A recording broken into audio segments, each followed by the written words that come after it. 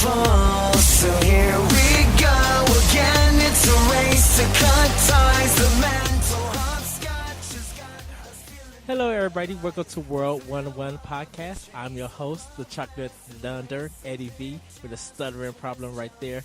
Joining me is my good friend, the Red Nordic himself, our Red Velvet Big Papa, Mr. Larry Giver. I'm so Nordic, I get a cameo in the new God of War. And I know what you're talking about, too. And our West Coast correspondent is back from his secret assignment. Everybody, please welcome the Greekazoid himself, Mr. Tony Zilakakis. What up? So good to be back. Now, ladies, I'm just going to give you a warning. If you need to go change your panties from his lovely voice, go ahead, stop the podcast, pause it, and go change. The Greekazoid might be one of the best screen names ever. You need to make that official for every account that you have. Greekazoid. You know, it's funny. Okay, so because I was thinking of what I'm like. Okay, I don't want to say gyro, because I'm like Gyro, gyro, guru, Gyro. Gyro. Kojima, You gotta whatever. roll your R. Roll your R's. But I was just like, Greekazoid. I'm like, that sounds cool. So we got the Caramel Connecticut Andrea Nieto, who couldn't make the show, but that's his nickname. The Red Nordic or Red Velvet Cake, Big Papa, Larry Giver. Now I gotta add the Nordic in. And then I'm Chocolate Dunder. I'm supposed to be Chocolate Dunder from Down Under, but I think I'm gonna say I'm Chocolate Dunder with Wonder. Oh, God. With wonder. So, but everybody, E3 is over. We have survived, and this is World 1-1 extra episode expo. So, what was everybody's highlight? What was the thing you were looking forward to? And, out of what actually showed? For me, The Last Guardian release date and The Legend of Zelda Breath of the Wild, and that was it. Yeah, I'm gonna have to say Breath of the Wild was probably the biggest thing. The thing that got me the most excited from everything that I saw. Right on. Like I said, I didn't get to see as much of Breath of the Wild as I wanted to, but I've read a bunch on it, and I'm looking forward to it. There were a couple things that jumped out at me, though, that I wasn't expecting, that I kind of thought, ooh, that looks pretty. I want some of that. But we'll get into that. Yes, we will. So we're probably going to just be talking about the main, or rediscuss the main conferences, Microsoft, Nintendo, and Sony. Tony, let's get your thoughts. What you think of Microsoft? That was Mondays, right? Correct. Yep. Yeah, I watched theirs on Monday, and when the show was done, I didn't see anything too exciting, but I was thinking like, oh man, maybe I should get an Xbox One.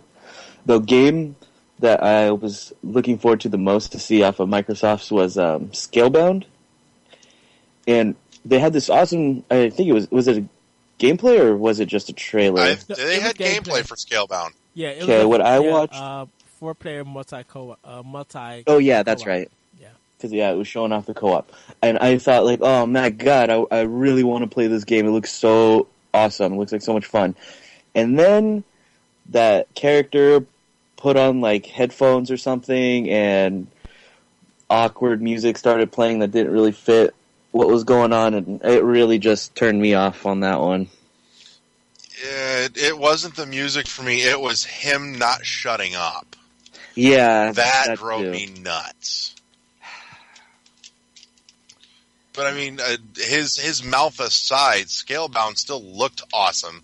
It looks like it played like a lot of fun as long as it comes with a mute button. Yeah, exactly. That's what I was just about to say. Yeah. Other than that, not much else really caught my attention too much. Did you check out Recore? Recore is which one? That's the one they showed last year being worked on by the X-Retro folk. Yeah, and Keiji Inafune. It was that girl Oh. and the dog. Yeah. The robots, right? Yes. That game does look cool. I was If sad I- they weren't showing gameplay. At least not at the show or at their conference. Yeah, they just showed a bunch of like it was like introducing the robots, right? Mm-hmm. Yes. Yeah, that's all they. That's all I saw, at least. Maybe I'll keep an eye on that game too. What do you think about Project Scorpio?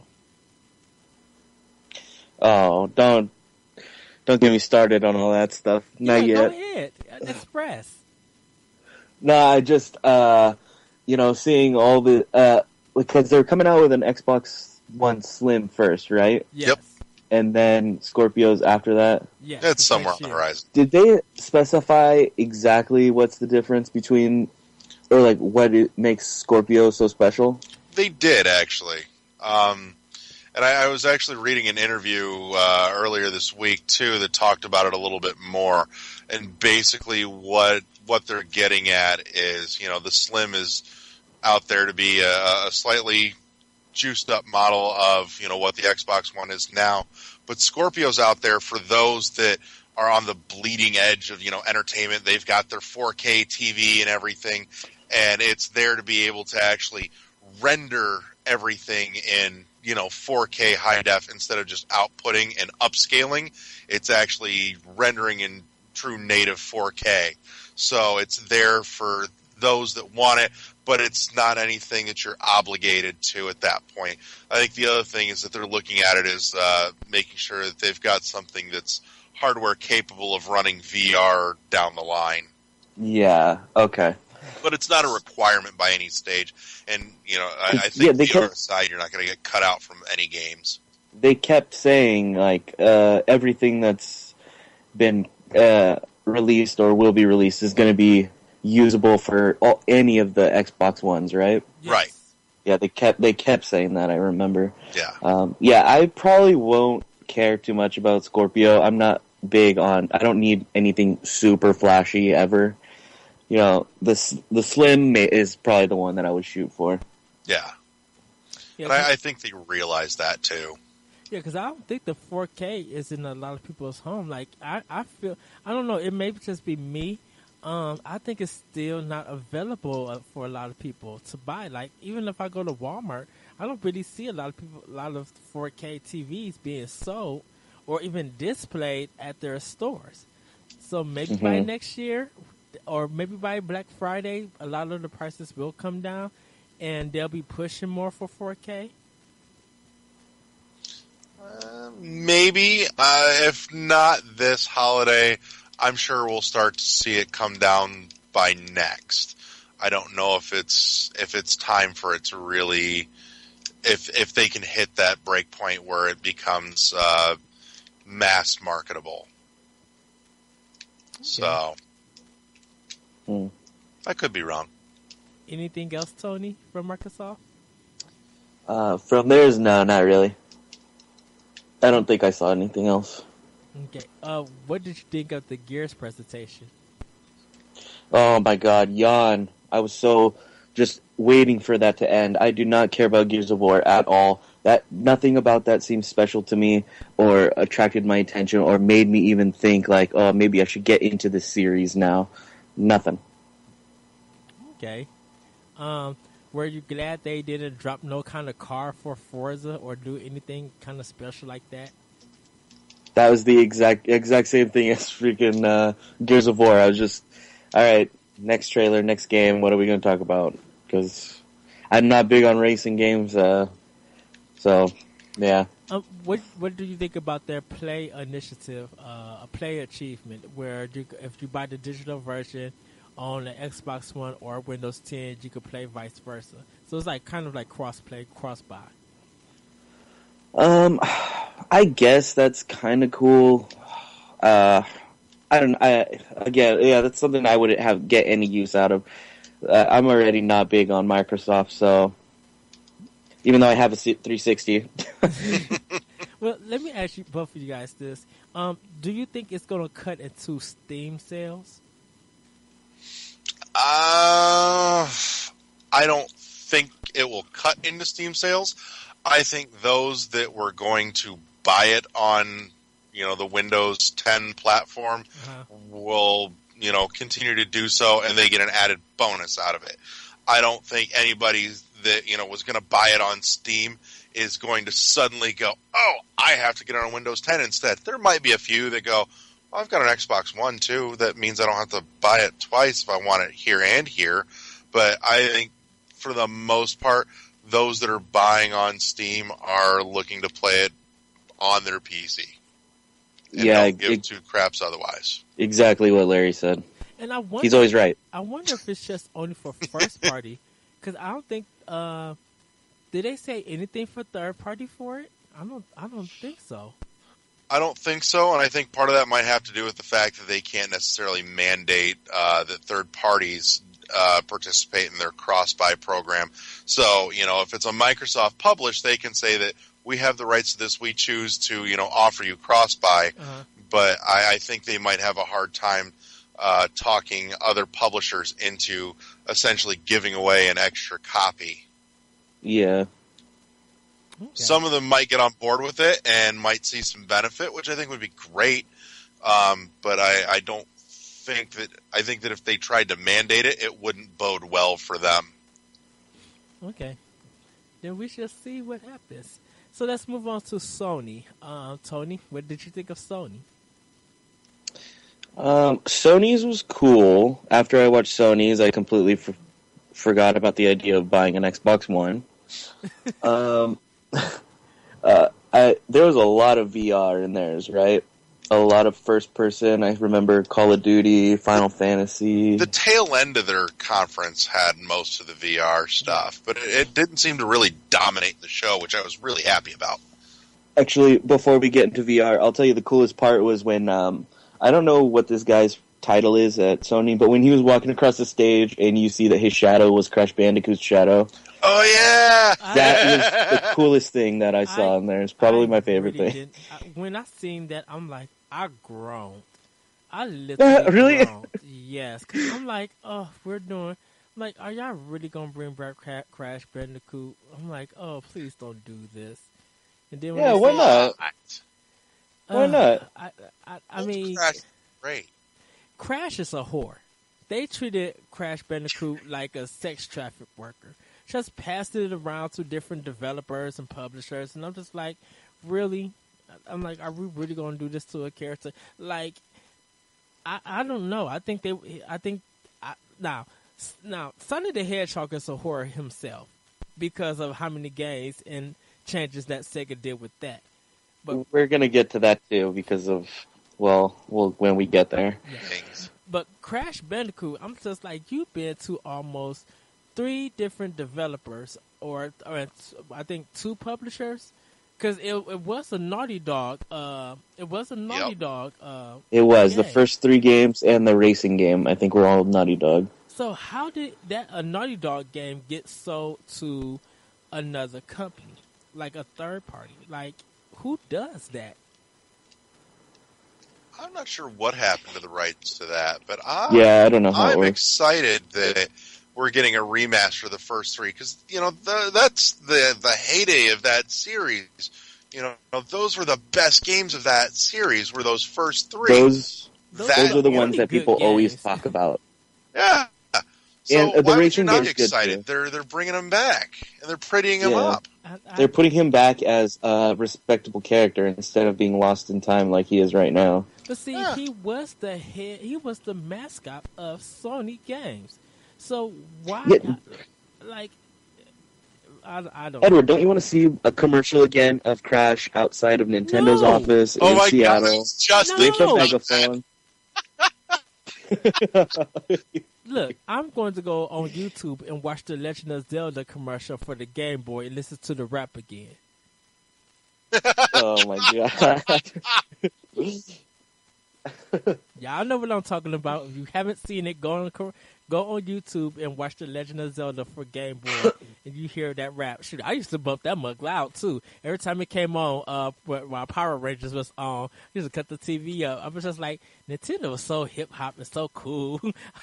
I was just such a nerdy kid. Oh, I'm a nerdy adult, so nothing's changed. But yeah, yeah. Uh, I'm excited for that. As a matter of fact, there's a copy of Crash Team Racing in the PlayStation 1 demo kiosk that is in my daughter's nursery right now. Nice. awesome. It's in there when she was first born, a week or so after, when my wife's mom was staying with us for about a week and a half. We were working in the nursery, and I was taking some time out, and I flipped it on, and I sat there. More accurately, I stood there, and I played Crash Team Racing for like an hour on that thing. That's awesome. That's so nice. I loved Crash Team Racing. Hell yes. And it still holds up really well. Yeah. And I feel like Crash Bandicoot, like that gameplay kind of evolved into what is like now, what is that game, Temple Run, you know? Oh yeah, like the Infinite Runners. Infinite Runners, yeah. It's But like see, Sonic the that's Hedgehog what I 2 feel like was it came from doing Crash that. Bandicoot. Sonic 2? Yeah. What do you mean? When Oh, went are to you the talking about the bonus bonus world? stages from Sonic and Knuckles? No, Sonic the Hedgehog 2. Oh, When you went to the with when the you half went pipe. to- yeah, half pipe. when you went to the bonus things.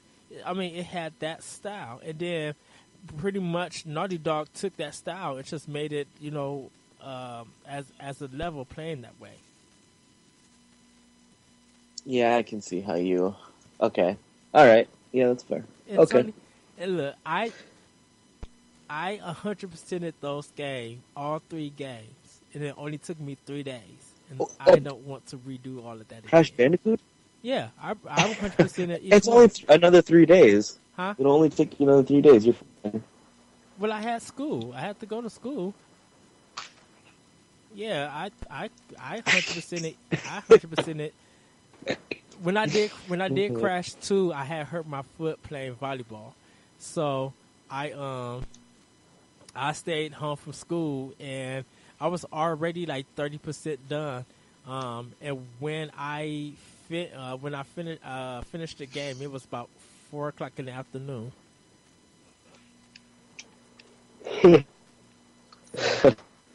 Yeah, I was too good at platformers. What else? What else did you think of Sony's showcase? What I wanted to see was the FF7 remake, something else. That wasn't there at E3 at all, right? No, Not that I saw. And neither was the FF12 remake there at all? no. Right now, they only announced it for Japan, so it's not coming to America just yet. What? Isn't the trailer, though, that I saw... I thought I saw the trailer was for America. It was in English and everything.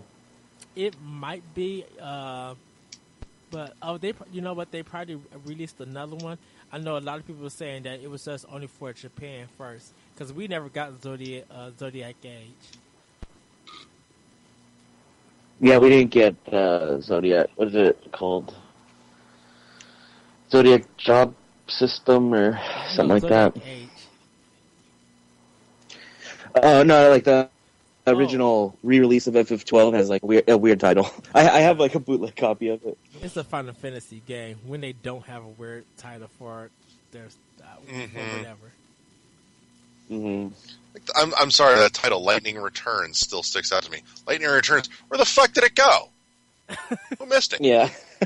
Seriously, I didn't know it left. Let's see. God of War. I thought that was a really good start to their show.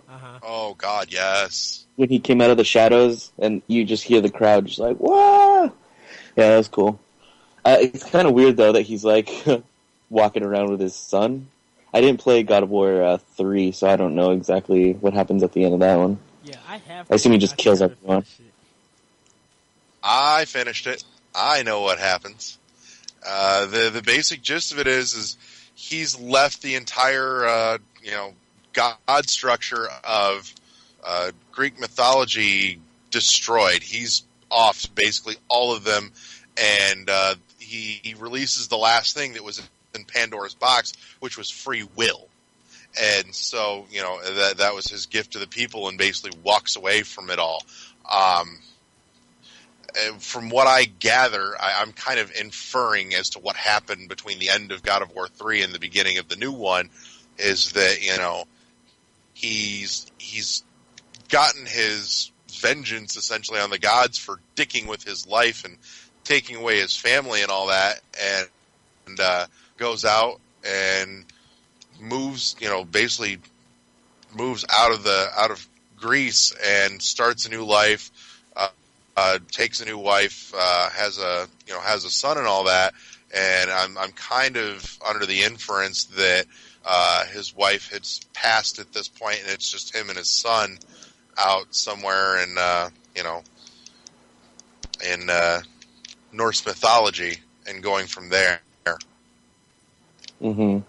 But that's kind of the inference that I was led to believe. But yeah, there's really no tie, from what I can see, to the first 3 God of War games, aside from the fact it's Kratos, and it seems like they're not rebooting it. It's just, here's a new chapter in his life.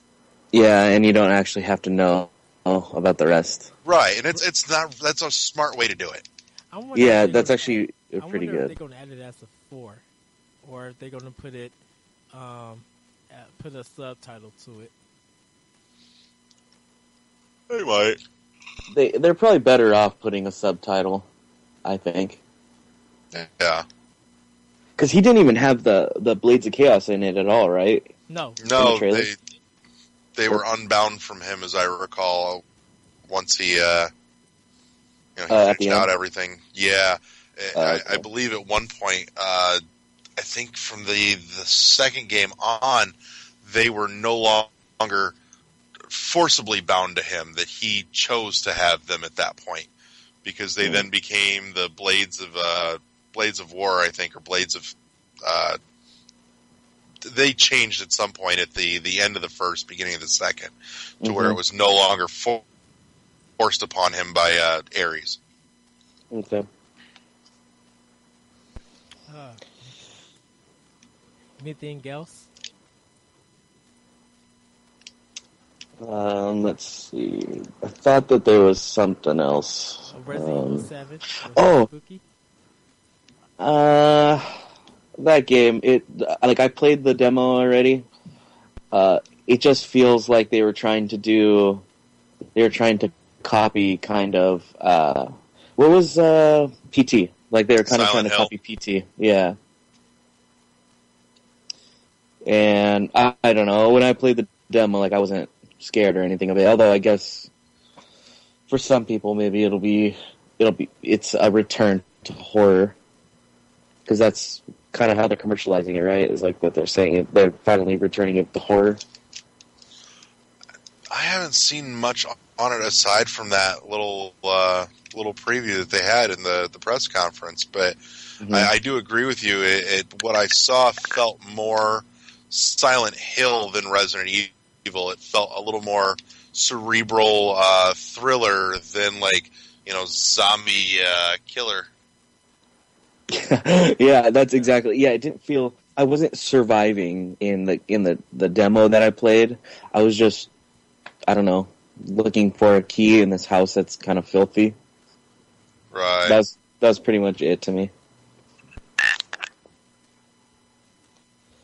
And then the other game was what's the? I can never remember the name of this game. It's the one where you play as this girl and there's robot dinosaurs and stuff. Oh my God! Yes. Yeah, Horizon. That game looks awesome to me. I really want to play that game. I'm so with you on that shit. It looks good. I'm definitely getting it in February. I'm just concerned about this story because that trailer last year that I seen, I'm like, why? Just why? If you guys aren't watching the chat, I think I may have a surprise for you shortly. I'm getting notifications. Okay. Yeah. What did you think about Detroit Become Human? Become Human. Is that, which one is that? Is that, what's his name? It's one of the androids. Yeah, is that the one? Yeah. That's the the decision making game, right? Yes. Yeah. That game, it might be pretty cool. It might be more fun to watch than to play. I don't know. Does that make sense? Yeah. I feel like I'll end up watching someone play it on YouTube or something. Like what's that? What was that game where the kids are up in the mountains and it's all butterfly effect? Until Dawn. What is it? Until Dawn. Until Dawn. Yeah, it reminds me of that game where it's just all these decisions you're making will determine, how the plot plays through. And they're making Friday the 13th game. Oh, really? Yep. God, why?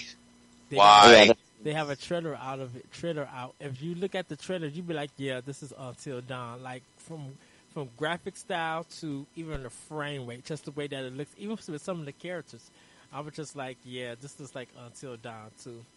But it's because you get to play as Jason. You play as him? Yeah, you play as Jason, so you're killing the victims. That seems like it'll take you out of the game. Well, if you can look at the trailer. Yeah, maybe I'll check it out after. Yeah, so I think that was all that I loved from Sony's. If you guys have any, remind me now.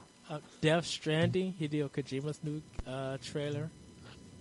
Now it was exactly the same as the trailer at the end of PT. I watched it and I just don't understand it, so I can't be excited or disappointed or anything. It's just there. Okay. Hello, everyone. Cool that they kept Norman Reedus. Look who I found. Hello. Yay! What's up, man? Sorry, I'm extremely late. That's okay. At least you're extremely here. Everybody, That's please true. welcome our Caramel Connexican, Mr. Adrian Nieto. That is the worst nickname ever. Oh, it's not the bad. It is so terrible, though. How are you guys doing, eh? Oh, we're good. We fucking miss you. I know. I miss you guys too. Let's talk it through. What were you guys talking about? You guys were talking about Death Stranding. Yeah. That's the Kojima game, right? Yes. Yeah. So, what's up with the trailer though? It's so weird and enigmatic, and I have no idea what's going on, and I don't care. It looks exactly like a Kojima game. It's like, the fuck's happening? I don't know, but it looks neat. Yeah, it'll definitely. I'll keep an eye on it. All over. And what's more entertaining about this trailer is that people have been making so many memes when he's holding the baby, and they just been replacing it with the Legend of Zelda Breath of the Wild, Wii U box, and other stuff. We will be putting other stuff in it, like Photoshop and other things. That's been the funniest thing that I've been seeing. I think we are not allowed to talk about this game, though, without talking about that walk-on. I'm sorry, that was one of the coolest fucking walk-ons ever. Oh, you mean the Michael Jackson? Yeah, the fucking red carpet. I've got a disco carpet thing going on. Yeah, and then what's the first thing that he says is, "I'm back." Hell yeah! Yeah, that was great. He totally walked onto that stage like a boss, owned it. For sure. Yeah, I gotta agree on that. I was very happy when he said "Oh, I'm back" and stuff like that. It's oh man, you totally deserve getting this recognition. But then the trailer started playing, and it was a game by Hideo Kojima, production by Hideo Kojima. I was all right, Death Stranding by Hideo Kojima. All right, that's one too many now. I know your name is important, but not to have it 7 times on this podcast. And it might just be me, but I don't know why Norman Reedus in that trailer looked like a creator character from the SmackDown vs. Raw games for PlayStation 2. I was just oh my goodness, this character model does not look good. And then I thought the trailer was about to go into a House of the Dead game, because I was just wait, what the heck is going on? It was just so weird. I'm okay. Yeah, it was a very weird trailer. Kind of reminded me of like The Matrix or something. A little bit, I could see that. Yeah, I can say it too. It felt weird, but it kind of felt weird in most of the right ways. Yeah. It felt weird in the uniquely Hideo Kojima way. Yeah, My- it was very Kojima. My opinion towards like the trailer and Kojima back, it is exactly how I feel about Crash Bandicoot.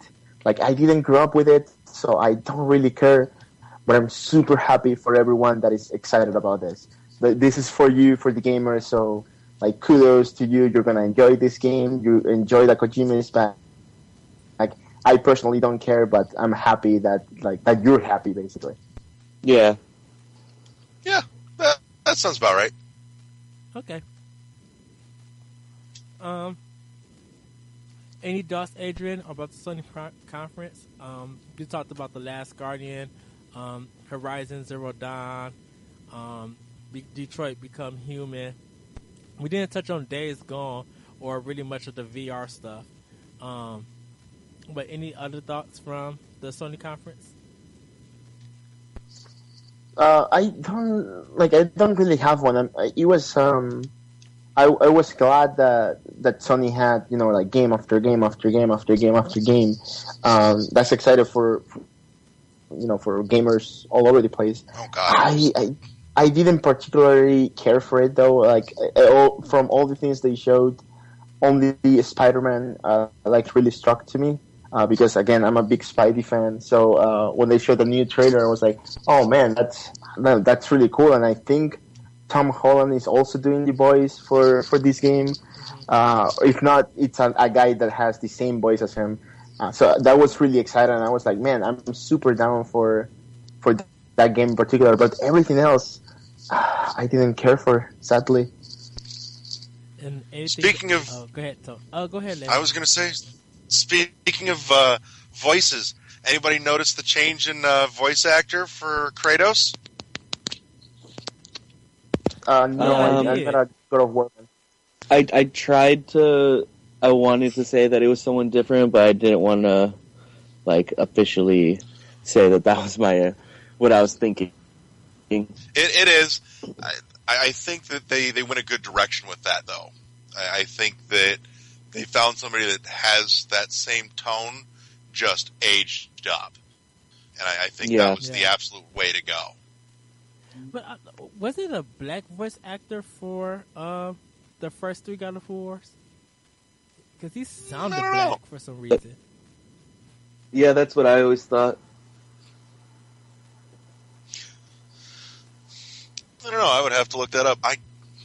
That's a good question. Shit.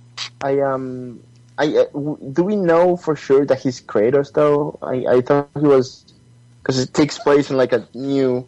Yeah, it's Norse Yeah. mythology. It's still Kratos. It's still Kratos. Okay. Because the red scars that's on his body, you can still see them. They're just a little bit faded. Okay. Yeah, I He wasn't just sure. went backpacking around Europe. I will play that game. Kratos just backpacking across Europe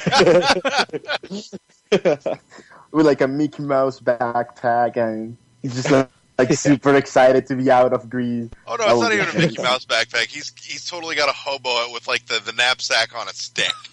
On a stick, yeah. Did you just That would Tom be and Jerry him, amazing. Larry? I would Full totally- hobo hopping trains and shit. Did you just Eating Tom the and killer Jerry him? beans. I can believe Tom Yes, and... I I did. would totally play that game though. What did you guys think of the Batman VR or Farpoint? What did you guys think of anything of that? Batman VR looks stupid. Yeah, I Did don't. Did you like the voiceover? I can't of imagine the that would be Joker? fun. Yeah, Mark Hamill is always doing a good job. Yeah, of course. I you know what? Of all these superheroes, I don't think Batman will be the way to go for a VR game. Sadly, Yeah, That was. Oh. I don't know. The Arkham games are so action oriented that if you take that out and put it on VR, I think you're gonna hurt the game. To be honest, Mhm. And, well, what did you think of overall for Sony's conference? Adrian? I'll give it like a 7.8 out of 10. Too many games. Oh, no such thing. Too many No, games, you you know think, huh? You know what I didn't like about it? It's like all the trailers they show were like just trailers, right? It was like what, 2 gameplay demos only for God of War and Horizon, but Days everything Gone. else was just yeah. But Days Gone is a generic shooter with zombies. We have a lot of those. Honestly, I don't even know what they're bothering because let's face it, Dead Rising 4 looks a lot better than Days Gone. Was that not gameplay for that Call of Duty one where he's like in space? Yeah, that was I gameplay. thought it was. Yes, That game that's looks awful because it seemed like how does he even identifying what he's like grappling to and stuff? It's called a Oh, Duty, it seems like so hard like to a play. little. I saw like a little sphere appearing, like attaching to items or objects on the world, and then with an LR. Oh, like command prompt. Yeah, exactly. Basically, yeah. But you know what? Like Call of Duty is a super fast-paced game. Why would you take that to space? It's so slow in comparison. I'm actually kind of curious to see what they do with it. This is a rare case where I saw a Call of Duty game and I kind of went, "Huh." Like, Yes, I will say literally that. did not identify it as Call of Duty when I started watching it. I'm going, the fuck is this? This looks kind of neat. Yeah, that is the most interesting looking Call of Duty game, probably. Which is weird that they did. I was just now thinking of it. They did this again. Battlefield 1 was shown during Xbox and not Sony's, and Call of Duty was shown at Sony's but not Xbox. So there must be once again another exclusive with each game. Well, because Sony bought the, like the early privileges for all the Call of Duty. So now, like all the DLC and stuff, they drop early on PS4, and then they go on Xbox One.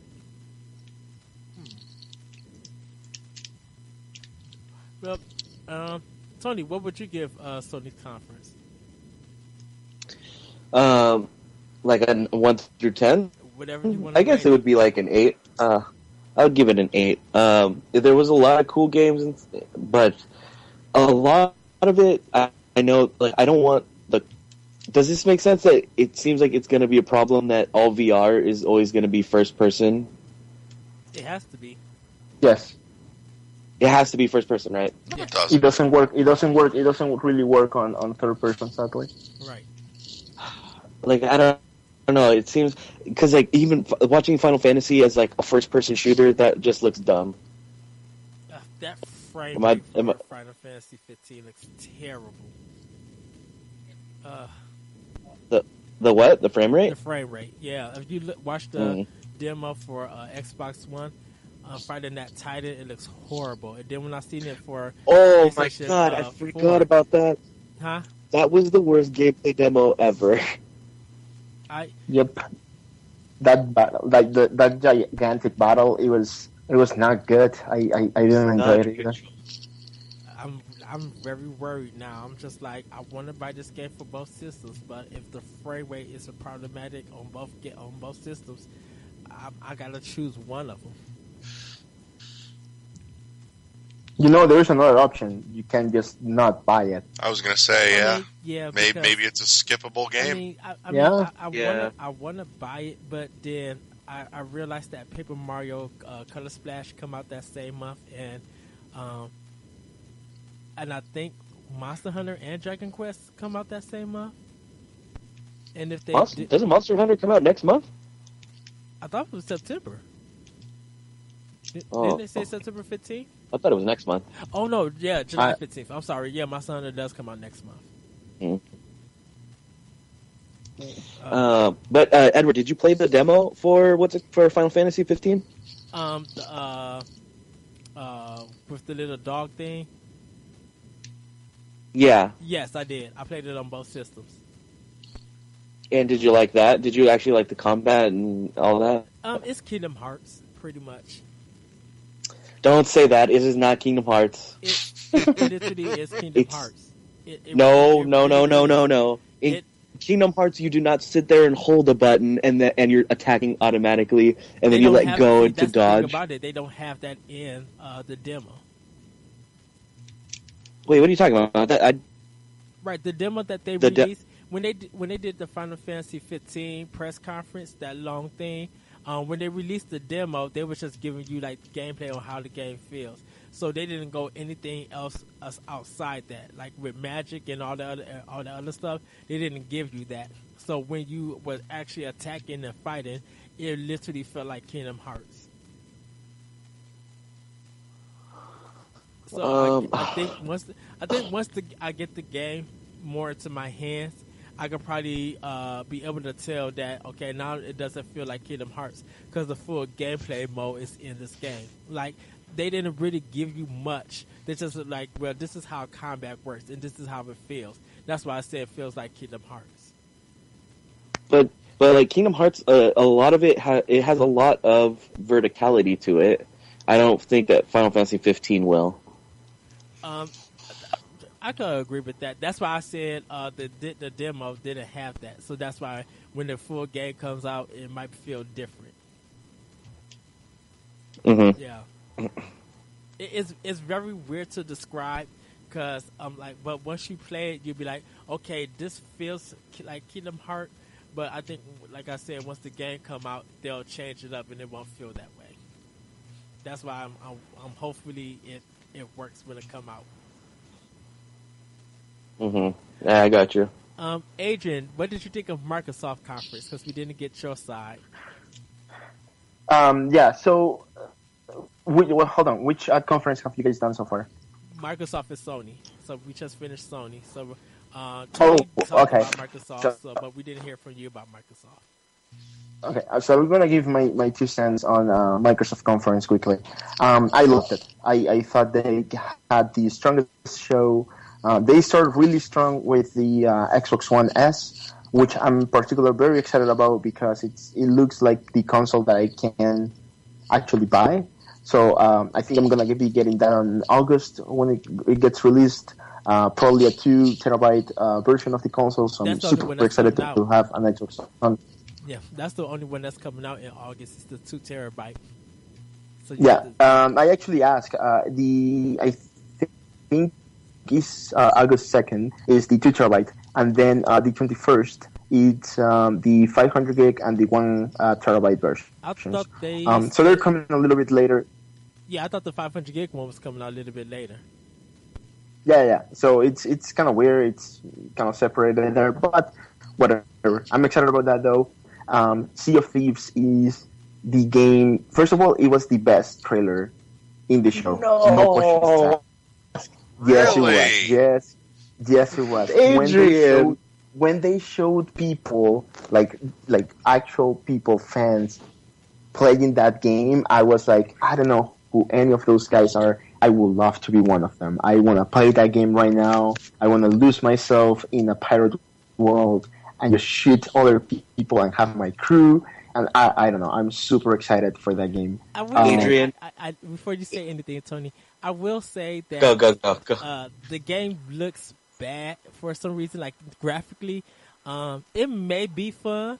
I do like the dude who was yelling, "Wait, you're leaving me!" when they was going off the ship, like, or he was saying, "We're sinking right now." Like the way that he said it made it not only funny, but it sounds fun. Like that one guy right there, he made the trailer a little bit better. Everybody else sounded like really dry or something. Now, trust me, it's better than the demo that was shown for Ghost Recon Wildlands. It was way better than that. Okay, Tony, go ahead. Okay. Sorry. What you, Tony? Yeah, when I watched that trailer, I know the game isn't done yet or any of that, but that game looks so empty. Like, it looks like there's gonna be next to nothing to do. Whoa! I can pretend to drink ale or whatever rum, and the screen gets blurry, and my character leans to the right, or I can open a chest. But we've been opening chests all our lives playing Zeldas, haven't we? That's not exactly exciting. If you want to play a freaking good pirate game, I play Assassin's Creed 4. That game, that is the best pirate game, and I don't think that I have to compare this game to that. And so far, it looks like that game. What's it called? The Sea of Thieves. Sea of Thieves. Yeah. That looks like a game that you would play like online, with a web browser. One of those games, like really cheap. I don't know. Well, Okay. Rant done. The thing is that I play, and you guys know, right? Like I play Counter-Strike with my friends, like on a regular basis. We play League of Legends too, so we're always looking for like a new game to all get together and play. And when I saw the trailer, all I could think about was like, man, I'm gonna have a crew of like 10 people, and we're gonna be just like finding treasures and destroying everyone's ships and stealing their stuff and killing them and then capturing them. And I don't know, like it makes me like very excited somehow. Did you not feel that way when you watched Scalebound? Yes, so Scalebound was another good game. I thought the gameplay, the way they showed it, was a little bit lacking, especially because it was from just one character's perspective. I think they should have like jumped from different perspectives from different characters to see what everyone else was doing. However, the game looked good. It feels like a much bigger Monster Hunter game. Yeah. If that makes any sense. For sure. So like that's another game that I get like, man, like I would love to just like fight giant monsters with my friends and riding dragons and stuff like that. I think that's gonna be awesome. But from just the gameplay trailer they showed, it's not the best way to show it, in my opinion. I think if they have done something similar to the way they did Sea of Thieves, the trailer will have been better. But that's just my opinion. That's how I reacted to the trailer. But Scalebound looks awesome. I think it's delayed until next year, though, which means that they have more time to work on it. That's totally cool. It will probably be one of the first games that I get on my Xbox One. Or not the first games, but one of the the first 10, I guess, games that I will get on my Xbox One. So I'm very excited to play that too. Please make sure that you have Rise of the Tomb Raider.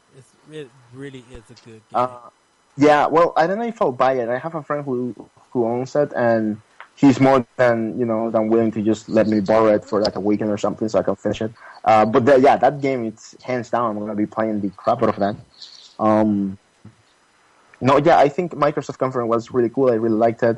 I'm not a fan of racing games. Forza looked really cool though. Apparently, according to people that were at E3, it's not really like an actual replica of Australia.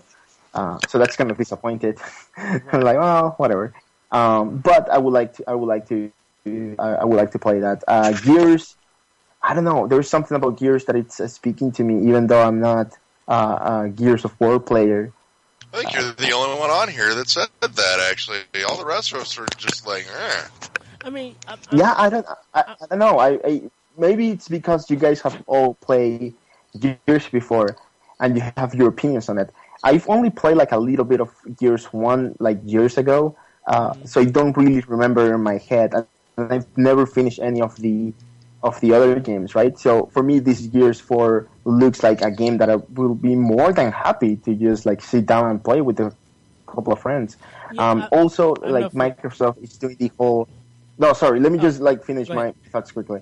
Microsoft is doing the Play Anywhere thing where hey, buy the game on Xbox One and like also play it on Windows 10. That's fantastic, man. Like cross-play. It's an amazing idea because all my friends, they have like high-end PCs and they play on PC all the time, but I don't have the money to upgrade my computer, but I can save some money to play on Xbox One, which means that I'll be playing on Xbox One while they're playing on PC and we can play together, and it's just fantastic from my point of view. Well, I know with Gears 4, I'm getting it because I kind of want to play with Corey from the DNA community and my other friend who lives close by me. Like he's a Gears head. So I told them that I'll run through the campaign with them. I know Forza 3 is going to be my first Forza game that, or Horizon, I should say, should be my first Forza game because it's Australia, and I always wanted to go to Australia. Yeah, Australia seems like a fantastic play. They have real life Pokemon there, so that's good. Oh my God. That needs to be on their tourism campaign somewhere. Come to Australia and see real fucking Pokemon. I would. Yeah, they have like a spider. I would literally be saving money right now, leaving you guys. Be like, okay, someone record the podcast. I'm going to Australia. If I bring back a Pikachu, I'll show it to the world. There's like fire spiders and like koalas that can kill you with their looks. I don't know. It's insane over there. You gotta watch out for the drop bears. Yeah, exactly too. That's it. I can't stand you. You go there, you gotta watch out for the drop bears. You have to wear the protective helmet that has a fork sticking out of the top of it to save you from the drop bears. Oh my goodness. What did you think of but no, yeah, those are my Recruiter. How do I put this properly? From an idea, as a concept, I think it looks cool and has potential. The gameplay, though, seems like a first-time indie developer 3D game. And I say this as an indie developer, it kind of looks like something I will be working on. Like I don't know, like it lacked some polish, I guess. So again, but that's another game that is not coming on for a while now. So it's coming out this September. Maybe. Oh, this September. Then yeah, I may not buy it then. I mean, I'm buying it because it looks fun. It's Kenji Unifune and it's the X Retro games. Those two guys. Those two names I respect, and so yeah, I have to get it. I don't know. It's exclusive to Xbox One, right? It is, yes. Yeah. And Keiji Inafune lost my Keiji Inafune, yeah, lost my confidence when he didn't deliver Mighty Number 9 on time. Well, it's coming out next week. So. Let's be fair. Who's delivering anything on time these days?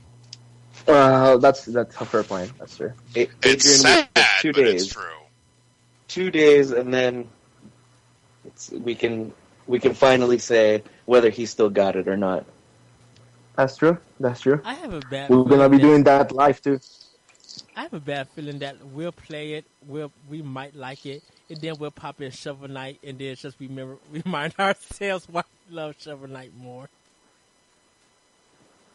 Oh, I'm pretty sure I'm gonna like Shovel Knight more, hands down. It makes me sad that I have to agree with you guys right now. No, but Tony is right. We're gonna get the game in 2 days. Tony and I are gonna be probably replaying a lot of that during like Tuesday night. So that I'm super excited about that. We'll probably do like an episode next weekend, just talking about that specifically. So yeah, just look forward to it, I guess. All right. Anything else for Microsoft? Like I said, from me, one of the biggest things personally that came out of Microsoft this past week was not shown at their show, but was the announcement that Phantom Dust is not dead. That made me kind of giddy in my pants. It may not be a reboot, which frankly I'm kind of okay with. I really I think I would prefer the fact that it's just going to be a remaster, and that means it's also going to be on live again, and I can play with people again. The way it was meant to be played. Oh my god! So I have to buy it, right? Having that game. So I have to buy it, right? Right, Larry? Oh god, it's so good. That's a game that will make me pay for Xbox Live again. You know, because most of the stuff on live that you play multiplayer is, you know, shooters, and I just don't do that, you know, with people online. I like my shooters single player because I'm fucking weird. But, you know, Phantom Dust was, oh my god, that's a game that I will forever be able to go back to on the original Xbox. You know, we talked about that a couple weeks ago, and it's still got it. That game still holds up so well. The mechanics are great. The balance is great. It's just so much fun. Well, I will forever never be able to get enough of that.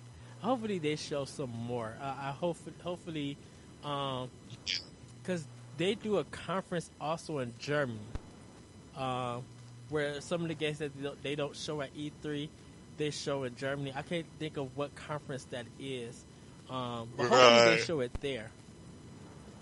At this point, I would be perfectly happy. I'm happy enough with the announcement that it's not dead. It's no longer tabled. It's just being done as a remaster. And I'm perfectly okay if I don't see anything on it until E3 next year. I'm okay just knowing it's alive. All right.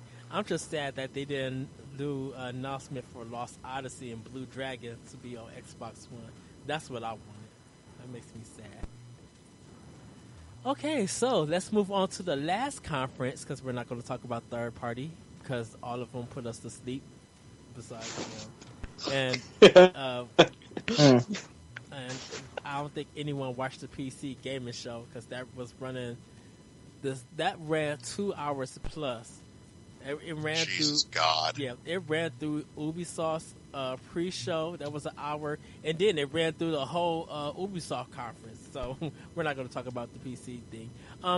But Nintendo, they started off with the Legend of Zelda: Breath of the Wild trailer, and I think people are rewatching that trailer over and over again. They're trying to find stuff that Nintendo didn't talk about that we can now just pause and examine. But what do you guys think? People are already finding stuff. They've almost completely, I think, save for 2 letters, decoded the Hylian alphabet in that in the gameplay in the trailer. Holy shit. Yeah, they're missing 2 letters. Yeah, there was, when they go to those, like, they're like mini dungeons. I don't remember what they call them exactly. Yeah. The shrines, yeah, and there's those, you put the the Sheikah, like... The Sheikah slate. Slate. You put the Sheikah slate thing there, and then there's, like, all these, like, kind of matrixy letters coming down above it. People were translating that out already, and I forgot what they say. It says, like... There was one that was the all your base art belongs to us. Yeah, all your base art belong to us. And something else, I can't remember. Did you watch that, hidden Zelda secrets, Larry? I didn't. I caught this in an article earlier today. Actually, I was like, that's pretty cool. You know, then on top of the fact they've got like little signs, you know, that tell you, you know, where you are. Like it's a a shrine or a dungeon or whatever the hell you're in. And that little detail reminds me very much of Fez. I like that fact. Well, what did you guys God think? damn it. We'll get it too fast.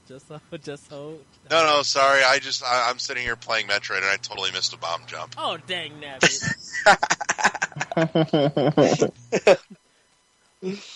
That's World 1-1, everybody. What did you... Well, before we get into The Legend of Zelda discussion, because I know we probably got a lot to say about it, what did you think about the live stream, that decision that Nintendo went with? So I was talking to about that with a friend yesterday, and like I told him, yeah, like the trailer for Zelda was fantastic, showing a lot of gameplay, was a great idea too. Man, do they need to do a digital event though? Because I was looking at the streams, right, or looking at IGN's post, show reactions and stuff like that, and I was just thinking like, oh man, this is really cool. And then I will get like a tweet or a message or something saying like, hey, did you see the new amiibo? Like, what? No, like I'm watching this thing live. Where where is everyone getting this information? That was like press release and like the website, and like it was all over the place, right? And I hated that. I hated that everyone was finding out stuff about the game or the new games that were coming out before me, just because Nintendo decided to. Oh no, yeah, let's just send press releases and put stuff on the website and just we'll show the stream later, right? No, they should have done a digital event. Start with Pokemon, then Pokemon Go, then Color Splash, then Mario Party with new Amiibo, then Zelda Amiibo, then the Zelda trailer, and you close like that. And I think they should have done that instead of like, oh, here, this is how we play.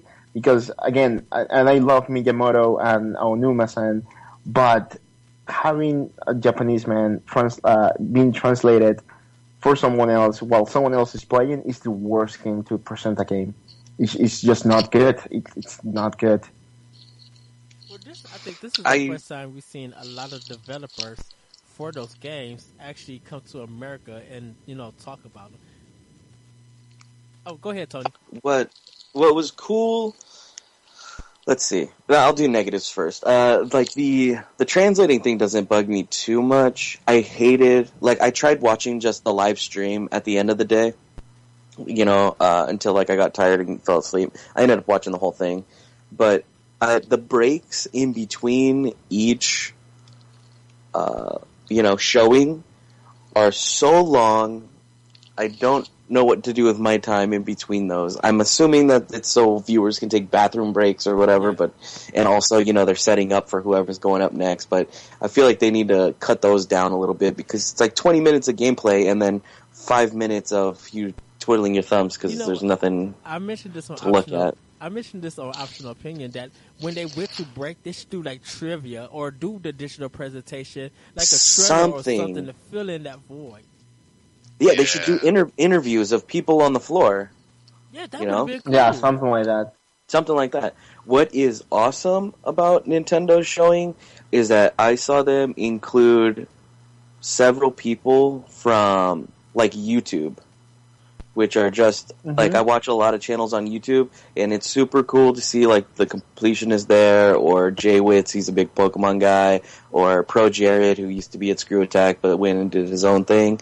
It's, like, really cool that Nintendo is including these, like, I don't want to call them, like, celebrities, but they're personalities or whatever. Yeah. That a lot of people know. And they're, like, not nobodies. I mean, who the hell are we? But it's like it's kind of like the same thing. It's really cool that they special classification we call internet famous.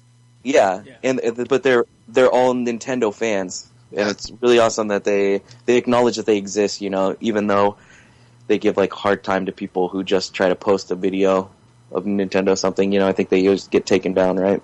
Mm-hmm. Yeah. I know. I wonder how what people thought about it when it was in New York. I know that they said the line was long. They said it was like wrapped around the whole block. You're talking about for the demo? Yeah, because they was only letting 500 people play, and they were just like that. The whole line was just like literally long. It was just like even before the store opened. It was just a long line. I'm like, wow, and I don't know how many hours they waited for them to sign up, but shoot, but it was just like, wow. I don't think that that's a good practice for them to have. Is like 500 people from this one region are allowed to play this demo. It's not like those people weren't already going to buy the game anyway. Yeah. So I don't understand what the point of it is. Because I think they were doing an hour for the demo that everybody got to play. Each person played for an hour? Yeah. That's insane. Wow. I didn't know that. Mm-hmm. I thought they got to play like the 15-minute demo or something. No, everybody who was playing the game was playing for an hour. Wow. That's pretty cool. Yeah, now I'm just jealous. Yeah, whatever the journalist was playing at E3 is the same thing that they was playing at the Nintendo store. I see. Because usually... Oh, go ahead, Larry. I would say, and at this point, I want to know why they couldn't follow suit and distribute that demo digitally. Yeah, just the 15-minute demo would have been freaking sweet. Seriously. Give me a replayable 15-minute demo where, I can go in and in this 15 minutes, I'm going to try and see how far I can push this direction. And next time I'm going to try and see how far I can push that direction. And, just see what I can find in 15 minutes repeatedly. Because Even if it was one of those, like, limited play demos, that would have been fine, too. I just want to know what the game, I want to know what the game feels like right now, that's all. They probably took into consideration that they wish they could do that, and because they probably know that a lot of people wanted to, but maybe for story elements, they didn't want to. There was probably in the game that they didn't want to reveal. I understand they probably was just like, I know people who want to play this want to do an open air playground kind of style, just like play around and see what they could do. But then you got some people who are gonna be trying to not only play the game for for that 1 hour or so, but they're going to be trying to find secrets so they can post it. And Nintendo probably maybe had been worried about that. So they, with them being in control of their IP, they didn't want to risk anything getting out that they haven't talked about or fully developed yet. Yeah. Did you guys all see the, floating island or spaceship or whatever that is? Yeah. No, I didn't. I need to watch more of it. I've not gotten to see enough of it. Just bits and pieces. If anything, I want to know as little as possible, from here on. I hate spoilers and stuff like that. I kind of want to pick up that game, not watch anything until the game comes out, pick it up and play it, and just be blown away by everything at that one time. Does that make sense? I just want to know. It does. I just want to know if they're going to play that trailer music at the Legend of Zelda Symphony concert, Symphony of the Goddess. If that's all I want to know, if they're going to play that, so I could buy my ticket right now and just call off from work. Be like, I'm going to Chicago. I got to listen to this concert. So if they play this song, I could just cry and bawl because I know I don't have the game in my hand. I want an inkling of what's happening story-wise. I don't. That's, the gameplay intrigues me. It's neat to see them taking a vast departure, gameplay-wise from the rest of the series. But give me an inkling, something. If you want an inkling, you have to play Splatoon. Yay, Splatoon. Wah, wah, wah. That's horrible. No, that was good. Done, you. God damn it. That was very good, Tony. That was very good. I want a notion of what's going on. I'm really intrigued, and at this point, give me a premise, and I'll be perfectly happy. It's not like I'm not going to play it. I'm absolutely going to play it. I just want a premise of what's going on. I'm very intrigued by this, not just in ruins, but overgrown Hyrule that, Link's been asleep for 100 years. I want to know where we're picking up from. This scratches my curiosity, and I want to know. The thing that really has me curious is what happened to the Master Sword? Why is it so worn down? Yeah, it's shitty and everything. Yeah. What the hell broke my Master Sword? I think we'll find out more of that. This is me going, I want to know what happened. Link's asleep for 100 years. Everything's in ruins and overgrown. It's just something went wrong. I did hear a theory that made me curious, was that this might somehow pick up from the split timeline theory from Ocarina, where Link actually failed to save Hyrule, and that this picks up 100 years after that. I'm like, okay, I would be down for that. I'm curious. Is that the Wind Waker path? I don't. In the timeline? So. Might be. Yeah. Well, people are thinking that it might do something with the Wind Waker timeline because of the old man that you meet. Some people are saying that might be the King Red, the Red Dragon or King from Wind Um, Waker. But then a lot of people are sorry, Miyamoto wait. and Anuma just like, well, you guys remember the first Legend of Zelda where you met that wizard? And so there might be a hint there. Oh yeah. So they're So, sorry, before we continue, I'm looking at the timeline here, and when Link is defeated, he is supposed to be the last hero, and the timeline is A Link to the Past, A Link Between Worlds, Oracle of Seasons and Ages, Link's Awakening, the first Zelda, and Adventure of Link. So I don't think it's in that timeline, to be honest. I think it is on the Wind Waker timeline, like maybe many years after Spirit Tracks or something. But that's so weird because I feel like this one is dealing with technology and magic, and I think anything, well, maybe Spirit Tracks might deal with technology and magic because of the railroad kind of gameplay. So I kind of wonder. What did you guys think of the Pokemon viewing? Oh, that was awful. Don't ever show me a Zelda trailer and then you're like, yeah, let's talk 45 minutes about a game that you know you're gonna buy already. That was terrible. I didn't like it. I was very mad about it.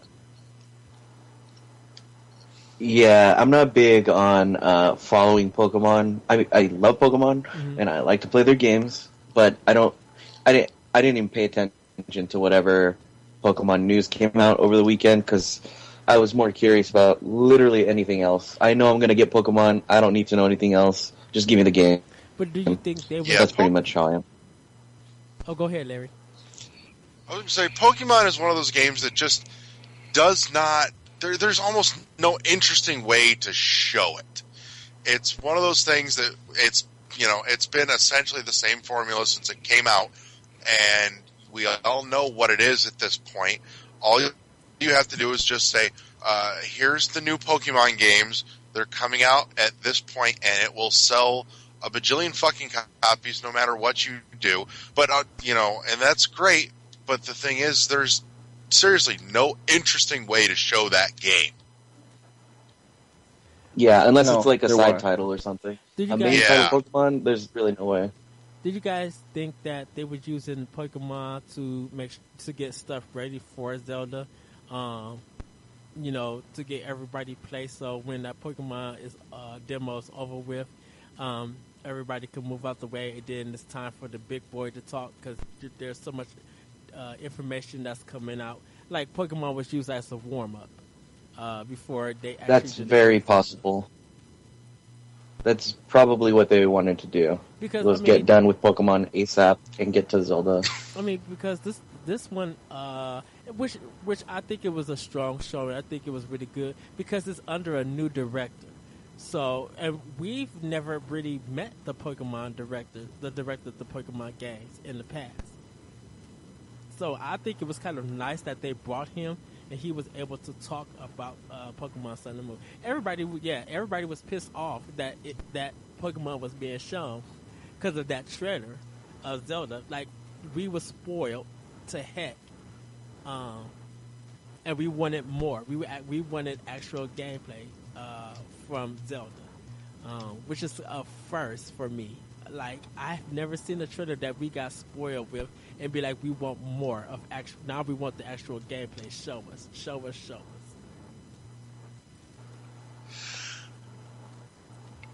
I don't know. It's... I would have been fine if they just had Pokemon on Wednesday with the other games. Yeah. It's just There was no reason that need to be interjected in the middle. Yeah. Okay, Adrian. I don't know. I'm with Tony on the same boat, to be honest. It's like I saw everything I needed to see, and I don't want to see anything else until I get the game on my hands. I don't want to get it spoiled. I'll wait for the game. That's all. I don't need to see another trailer. I don't need to see more people playing. Nope. I'll wait. Actually, I got back to work Thursday, and all of our well, actually Friday. I'm sorry. We got our pre-sale cards in for Sun and Moon, so I bought both of them already. So, Oh man, you got both versions? yep, I put my dollar for each copy. So I'm getting Sun and Moon, getting both versions. So, Jeez. Do you always get both? this is the second time of me doing it. I did for Alpha and the Omega, the last two, the remake ones. I did buy both, and because I got my free Charizard plushie because I bought both. So I'm doing the same thing with Sun and Moon. I see. So, what did you guys think of? What did you guys think of Wednesday? Wednesday was what? Mario Party. Paper Mario that day? Yeah, Paper Mario. Oh, what's that new game? What's the new Ever RPG Oasis. game from like? Ever Oasis. Yes. Yeah. Oh, when he said, What is it? Something Oasis? Yeah, Ever Oasis. Ever Oasis. Yeah, once they said this is the producer of Secret of Mana, I lost it. I screamed on Twitter like a whole bunch of yeses, and it was just like day one purchase. That's all you had to mention to me. And then I seen the trailer. I was just like, I don't care about this trailer. I want it now. I literally want this game now. I lost my mind when I seen this. That game did not get me. Sorry, Edward. That's okay. I watched them play it, and it just seems like, I don't know, switching between 3 party members to solve basic puzzles, and then is the combat turn based or is it No, it's action. action? It's action. Yeah. Yeah, and then I didn't understand anything going on with building your Oasis. Really, I assume it's one of those games where when you play it, that's how you really get an idea of what it's like. Kind of like Fantasy Life almost. Yeah, it reminded me of that game, Fantasy Life. Adrian? Ever Oasis, I kind of describe that as Fantasy Life meets Animal Crossing to some extent, because whenever you create a new part of the Oasis and you start making your Oasis, you can have people coming over, which, if I'm not mistaken, is exactly what Animal Crossing is. But yeah, it is that with Fantasy Life's combat, RPG combat. It is an interesting idea. Considering all the other great games that are coming out for 3DS, like Dragon Quest 7, Dragon Quest 8, and Pokemon Sun and Moon, and etc., etc.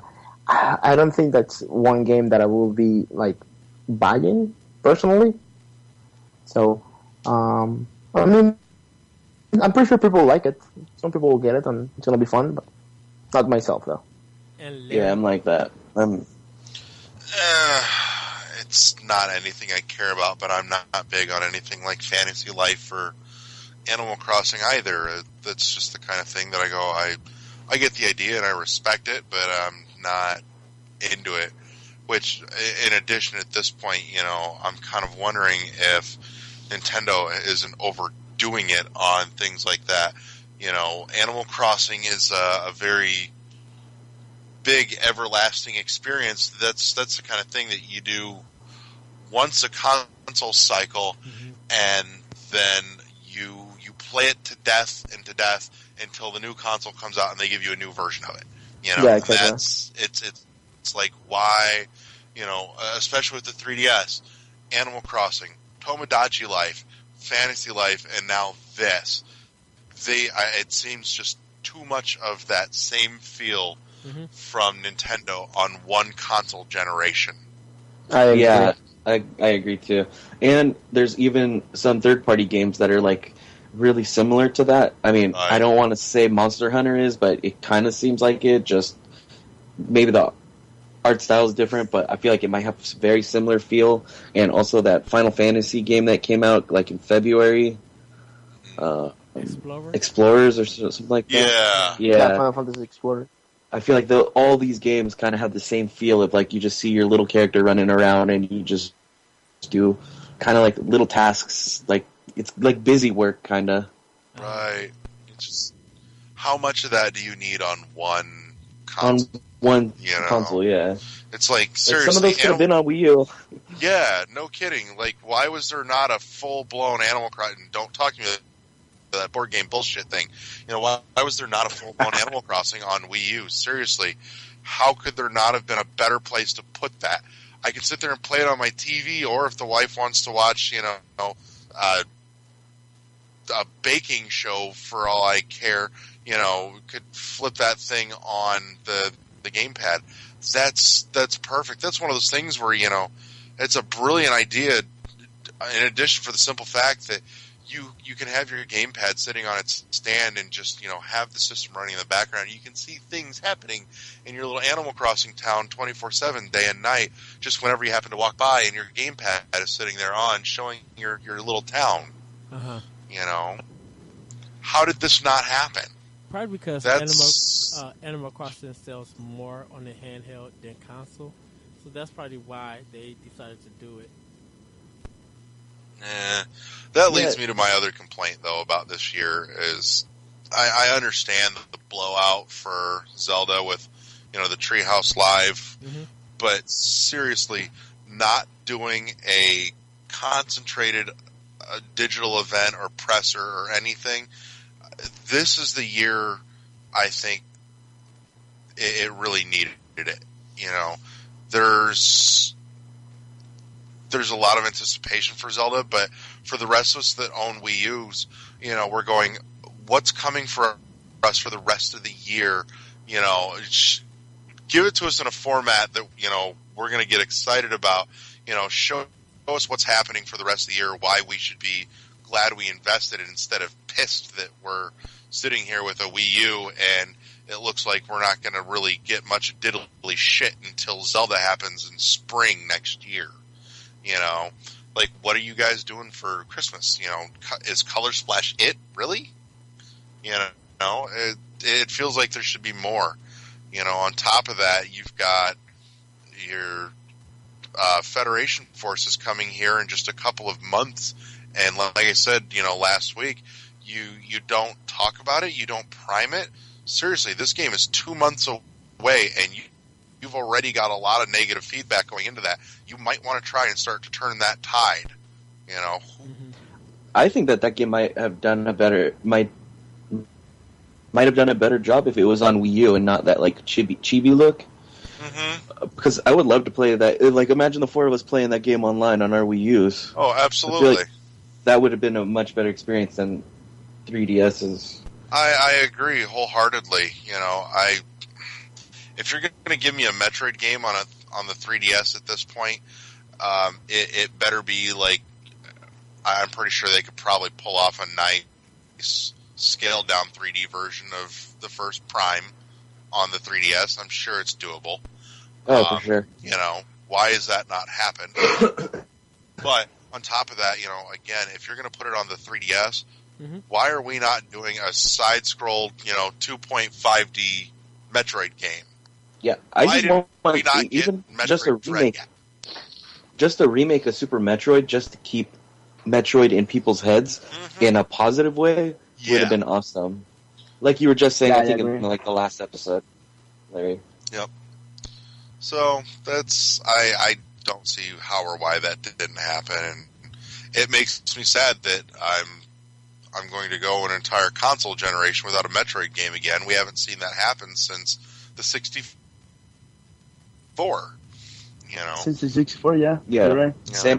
Samus's best showing on Wii U is Smash Brothers. That's not how it's supposed to be. No, it's not. I suppose the one upshot to it, you know, to the Wii U though, is that they started doing some downloadable Wii games, including the Trilogy Collection, which brings that available in an affordable format. You know, because to try and even find a used copy is still $50-$60. Yeah. So you get it for 50, $20 and download it to get all 3 in a really nice package, no less, with the Wii controls. As much as I like playing with the controller, I do think there is a certain good fit for the Wii controls for that too, but that's different. So, you guys got anything else about Nintendo? What were some of the other games? What were some of the other games that they showed? Tokyo Mirage. Like that Mario Party Go. game I watched, I wasn't into. Tokyo Mirage Session. Oh my god, I can't even speak. That game, I was completely uninterested in it. I just thought like, okay, it's another RPG. Until I saw like the class system that's from Fire Emblem, that made me very interested. And now I think I'm just gonna pick it up when it comes out this week. I'm buying it already. I'm just waiting for it to come into my store. Yeah, I'm picking that up too. The combat looks really cool. How even the characters you don't have in your party can, do something. Because like, did you guys all play Xenoblade? No, I didn't. Adrian and Edward, you guys both did at least a little bit, right? I'm happy. Xenoblade Chronicles on 3DS. Wait, what? Well, but anyway, what I was thinking was, when you play like an RPG, you have all these party members that are like interchangeable, but the ones that are sitting out, like, what are they doing the whole time? They do nothing. And in this, I keep forgetting the name, Tokyo Mirage Session, it's really cool that you have these attacks where they can just pop in and help you too, even if it's in a small way, just like a little bit of extra damage. I think that's awesome. I played so many RPGs where I'm just wondering, why the heck is my whole team not here just because the game has to restrict you in that way? Yeah. Yeah. It doesn't make any sense. Ever since I I've agree. seen that game, ever since I heard the soundtrack, I'm just like, I gotta have this game day one. It's always been it was a sale for me once they like finalized it. Because I was shocked. I'm like, Shin Megami Tensei Cross Fire Emblem. Wait, when is this coming out, and how can I achieve to buy it? And then when they fixed it, they showed it again. Just that trailer playing the music, I was already run. I was just like, I need this game right now. You like a lot of J-pop? Yeah, I do. I admit, I do. Is it called J-pop? J-pop? Yeah, J-pop. It's J-pop Yeah. and K-pop. Yeah, I got nothing wrong. I've got nothing against the music in that game so far. It just, I really like the music in what's it called, Xenoblade. So yeah. and it's all weird music. Yeah. Yeah. But once you get out into the world, that soundtrack is still Xenoblade Chronicles X. Oh, that's just still an amazing game, from graphics to music to the gameplay. I just need to dive right back. It's for sure in. my favorite Wii U game. It's for sure my favorite Wii U game. Yeah. What I want to know is like, how big is the Zelda world, like Hyrule, compared to Xenoblade Chronicles X? Because that world is so huge. If it's 12 times Apparently, the it's Twilight just- Princess, it's huge. No, apparently, it's just a bit smaller than Xenoblade Chronicles X. Oh, it's actually smaller? Yeah, but just by like a tiny bit. That's fine. And That's Tony- fine. Xenoblade Chronicles X was like so massive. Yeah. Monolith is working with them to do The Legend of Zelda Breath of the Wild. Oh, Monolith is on the team? Yep. Is like in the... Monolith. I didn't know helping that. them- That's awesome. Yeah, Monolith is helping them develop it. I read that and I was just like, okay, I can understand and see it now. This is about to be, if this doesn't be Game of the Year or come out at Perfect 10, I'm going to probably be heartbroken.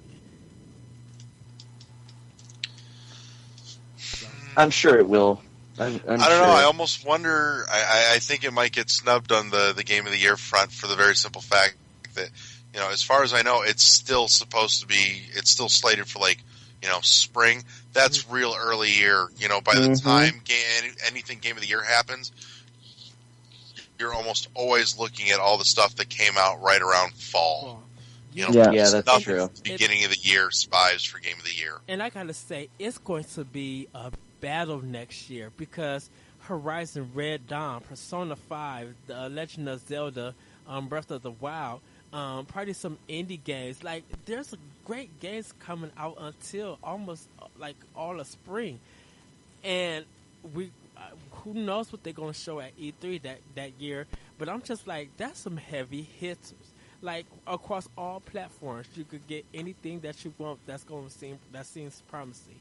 I feel like it's just going to be a battle of what everybody wants. Because I definitely Horizon Zero Dawn, that's going to be a very big seller for Sony.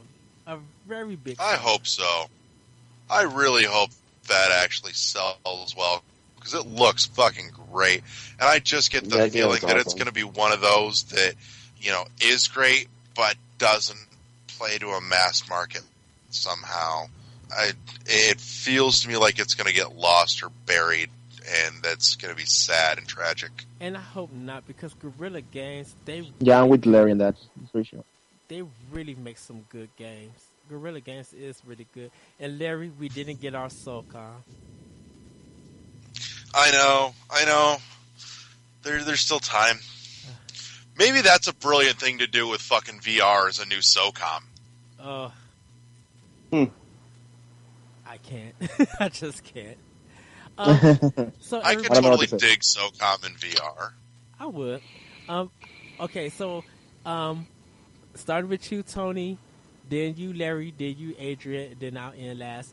Overall E3, what would you give it? Your own personal review, grade, grade, number, Yoshi coins, whatever you want to give it. What would you give overall this year's E3? Oh man, that's hard to answer. I feel like without Zelda, it would have been a very mediocre E3. One game somehow made it that interesting for me. I'll just give it 4 Yoshi coins, just okay. Just because I don't know what else to say. It was all because of Zelda, though. Larry? I don't know. I mean, for me personally, I'm a little let down, but I'm a little disappointed every year that Metroid doesn't look great or has something to say. But that aside, objectively, I'm still a little disappointed in the way that Nintendo showed. Period. Uh-huh. Sony had another great year. That's 2 consecutive. Like I said last week, that's 2 years consecutive for Sony, where I'm now looking at the current gen between Xbox One and PlayStation 4 and leaning towards a PlayStation 4 more than I am an Xbox, which is a very strange thing for me because I'm very used to Sony shows boring the shit out of me for like the last 8 years. And Microsoft had a decent, solid showing. They didn't show as much of what I wanted to see, but they did show some. And shockingly, the new Call of Duty somehow looked interesting to me for the first time ever. I think that's just because it looked like a sped up version of the Zero G shit from Dead Space, Right. but which is not the worst thing ever. So, but yeah, it's Sony and Microsoft were great. I just felt that the Nintendo side of things felt too sparse, like it was too disjointed, I think, and that's the only part that dragged it down for me. If I leave Nintendo out of the equation, the other 2 shows I would give a solid 9 combined, absolutely. Throwing Nintendo showing in there and the fact that there wasn't any real cohesive show kind of drags it down from me a little bit, down to like maybe a 7.5 or an 8, just because for me, retroactively trying to go back and find it makes it a pain in the ass to try and find everything that Nintendo showed on Zelda. It just wasn't well cataloged for me to go back and watch. Okay. Not just Zelda, even like the Amiibo announcements and stuff. I still don't know what Amiibos were announced. They announced a handful of new like Amiibos in the Mario line. Yeah. I saw a blue that glows in the dark. That's the coolest one. That is so cool. That and those goddamn pretty looking Breath of the Wild Amiibos. Oh. Yeah. Wait, there's Breath of the Wild Amiibos? Yes, Yeah. there are. They look so good. Oh my goodness! I we're going to have You to see lock it? them up at work. I'm I didn't going see to that. have to I didn't lock see them up everything. at work because everybody's going to try to steal them. Like these things, the Octobot or the little The robot Guardian things, thing, yeah. you can move their tentacles on the amiibo. Yeah, they're like bendable, posable. Yeah. So, but yeah, that's a thing. So those looked good, but again, it just didn't really seem to show anything in a real cohesive manner. And that, at least, just I would love to have a page where it's just here's all the Treehouse showings in order for you to watch at your convenience. And it didn't seem to ever really come about that way. I kind of had to poke around and just find things and wonder, oh, did I watch that one already? Well, I think So- they should be on YouTube. Should be on their Nintendo page. I hope so. I'll probably go back and look. Maybe now that it's done, they're starting to populate a little better and a little more organized, but it didn't seem all that well organized when I first looked at it. Okay. So, Adrian?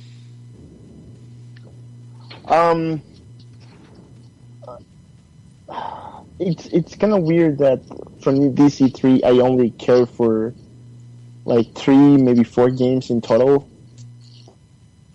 I mean, it was a bit better than last year's E3, I think. It wasn't great though, and I don't know. I can't give it 4 coins though. I'll probably give it like 2 coins, 2 Yoshi coins. wow. Or you know what? No. Wait, what just dollar before- amount are you giving? Yeah, exactly. Hey, that's exactly what I was gonna say. Tony, I love you, What'd you dude. say? That's why you're my brother. Yeah, you always know what I'm thinking. So the dollar amount I will give to this conference, I will probably pick it up if it was in that $14.99 and under bin at GameStop. Pick it up there. Yeah. Like, oh, look Wow. at 2016, $14.99 or less. Cool, I'll pick it up. Harsh. Dang, you went indie. You went indie price. Dang. For me, for the overall conference, I gave it a B plus. I thought all 3 showings were strong. I'm glad that Microsoft and Sony kept this thing under an hour. They didn't pull no gimmicks. I did like the orchestra at Sony. Sony's that orchestra playing the music through the trailers. That was really nice. They sounded really good. Yeah. I got to tell everybody, everything Nintendo show, I'm buying off the bat. Like, I got to have it. Microsoft and Sony have some games coming, and I'm probably going to buy like 6 games from Microsoft, 6 games from Sony. So I think overall there was a really strong showing. Not including Ubisoft, EA, and Bethesda. If I had to just do Microsoft, Sony, and Nintendo, I would give it 4 out of 5 Yoshi coins. There was a lot of things to enjoy about the conference. Very exciting for a lot of reveals. We got some new IPs coming out, some sequels. I think each press conference did a good job. Nintendo, there's some things that they could fix, but for it to be their first time doing straight live gameplay instead of a digital presentation, I think they could do better next year. But I think they did fine this year. I know it was a letdown. I think they're probably going to show more games. Hopefully when Index is revealed and released, we might get more presentation for their conference. So, but overall, I give it like a B plus / 4 out of 5 Yoshi coins. And with that, everybody, that is our show. Plugs.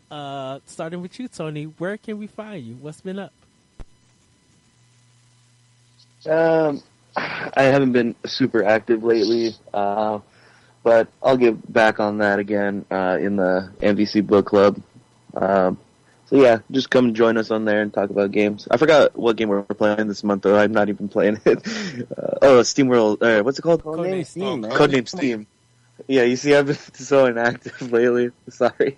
You can just go to the next guy. Larry?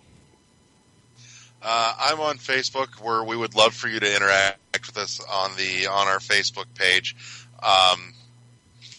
Beyond that, back on Xbox Live just recently. Catch me out there, Megatron0016. Other than that, mental note, now that I've got shit plugged in again, I will totally put up my friend code and Nintendo ID up on the Facebook page as well, too. And that way you can hook up with me there, and we'll play some Splatoon. We need to make that happen. Yes. Gotta get your inkling. But Yep, I've got my little my Inkling amiibos and all that, actually. There you go. So, Adrian, what's Yeah, up? How can we find you? in my case, just find me near the on the nearest park bench, because I'm always tired and I'm always looking for a place to rest. So you can find me there. No, I'm kidding. You can find me.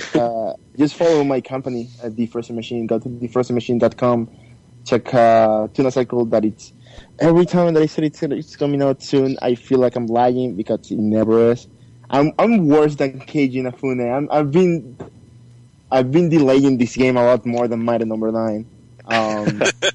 So yeah, I mean there's that. So no, yeah, just look for me up there. Join the NBC Video Game Book Club. Of course, we're playing Codename Steam. I just finished mission 5 today, and that was really cool. So I'm looking forward to beating this game for the discussion. So yeah. All right, and you guys can find me on Twitter at thatretrocode, ThatRetrocode. I do another podcast called Optional Opinion, which you can find on SoundCloud, iTunes, and Google Play. You also can find the World 1-1 podcast on SoundCloud, iTunes, and Google Play. Just subscribe to Optional Opinion, and you'll get both podcasts. You can find me on Facebook under Edward Varnell. Join our Facebook page, World 1-1. Join us on the MVC Video Game Book Club. Email the show. Next week, we're going to be talking about futuristic racers. So we want to know what your guys' favorite game is, and some other thoughts. You can email the show at world11podcast@gmail.com. That's WORLD 11 podcast@gmail.com. And then we'll be coming more with new episodes. We having our new segments and just everything. But we want to hear from you guys. Want to have discussions with you guys. So let us know. The Smash question is still coming, so we'll be talking about that like real soon. But for right now, let's say 2 weeks when we get back to a regular format again. exactly. Yeah. But with that, everybody, have a great week, have a great weekend, and we will talk to you later. We will see you next year, June 13th to June 17th for E3 2017. So with that, everybody, we are out. See ya. Peace. Bye.